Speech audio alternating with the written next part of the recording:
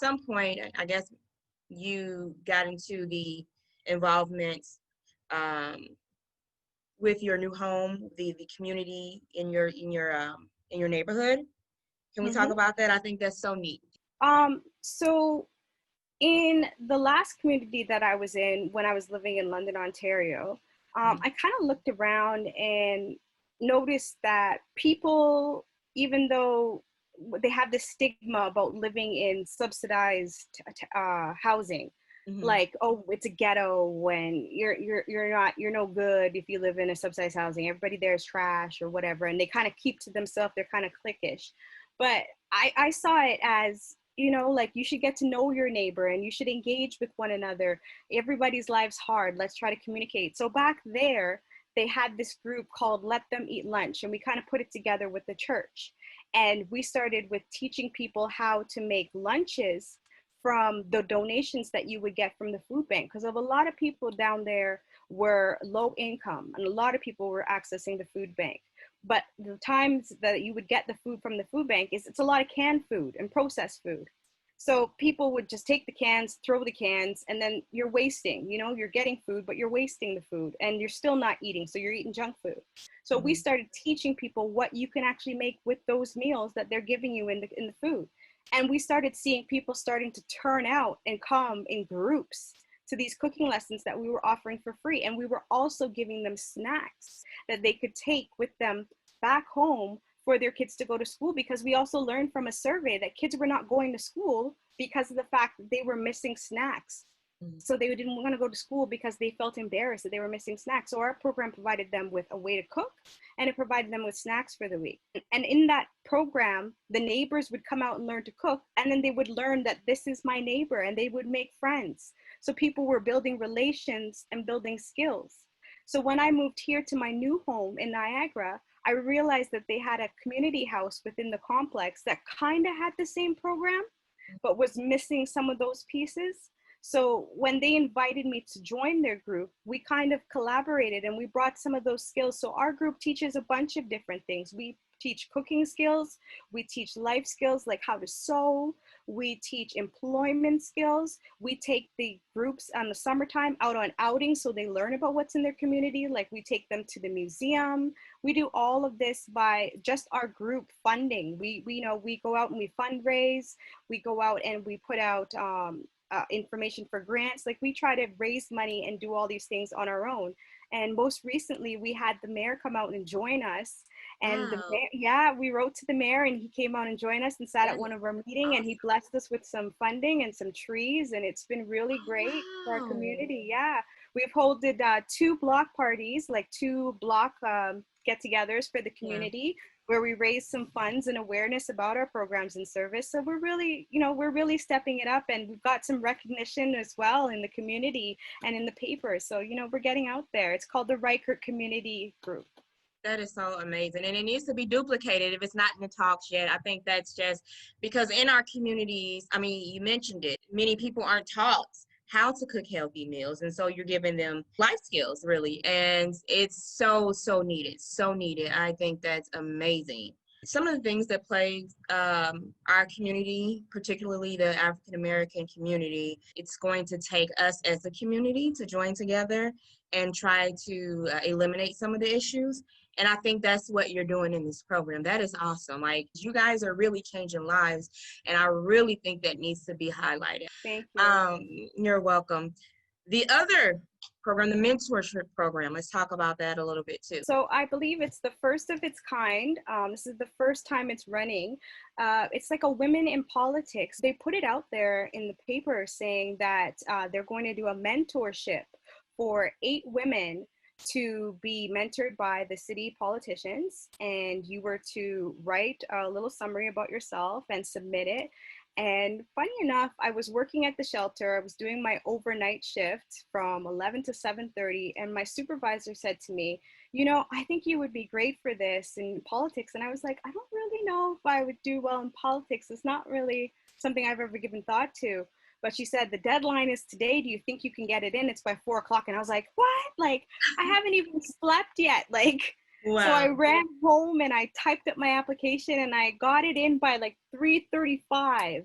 And I think there was like so many applications, but it was like one of 8 people chosen to do this. And it's amazing. It was like a program from December to 6 months program that you basically are getting shadowed one-on-one with one of the city councilors, and you get to learn all the ins and outs about politics, like how to do a proposal, how to run for mayor or run for a seat in politics. You're learning all the ins and outs, the backgrounds, and how everything works. And it's not just if you want to become an actual counselor or the mayor, it's just learning how to support even somebody, a woman who's in a position of power.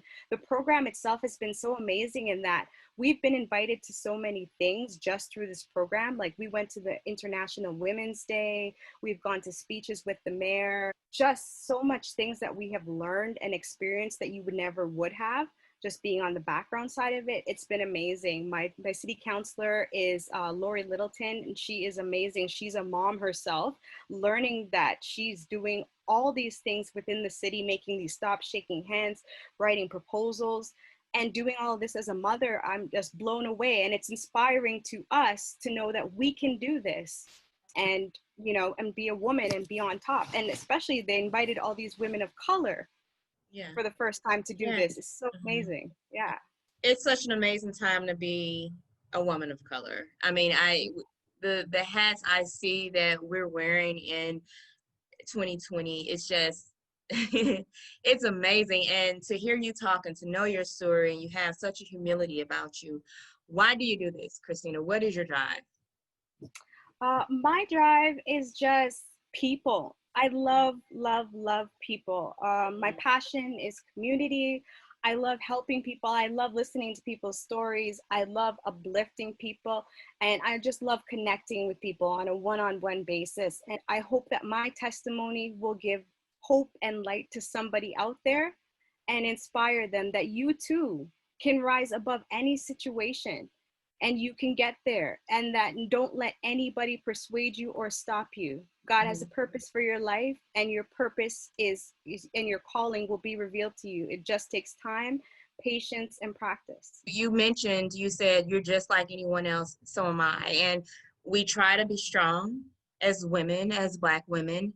But in the reality of it, we're really not. It's the strength of God that gets us through. And that's what you're exemplifying in your community. Like, no matter what, I'm saying yes. Through illness, through abuse, through your, leaving your life partner, through homelessness, you've decided to say yes. Now you are an author. It's so exciting. I mean, I never thought that I would write a book. It was definitely not on my radar, but it was people, again, who inspired me. It was every time somebody would ask me about my life or ask me, how are you still standing after everything that you've been through? And I've told them my story. They've inspired me by saying, you know what, you should write a book. Or, you know what, that's so crazy, it should be in a book.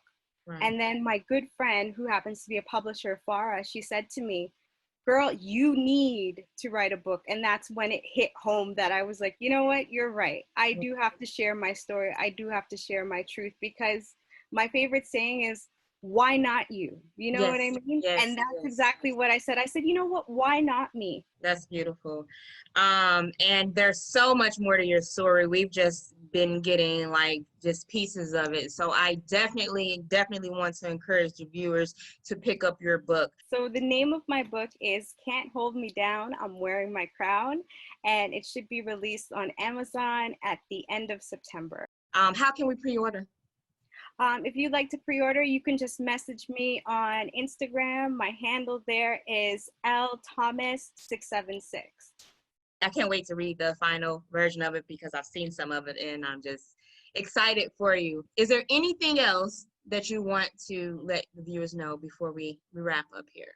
I just wanted to thank everybody who has been following me along on my journey, who has wished me well and have already pre-ordered copies of the book and just been supporting me. It's all because of you guys that I'm here today and I continue to press on. So just, I thank all of you. And like I said, why not you? You guys can do this too. If this is your dream, keep pursuing your dream, keep believing in you.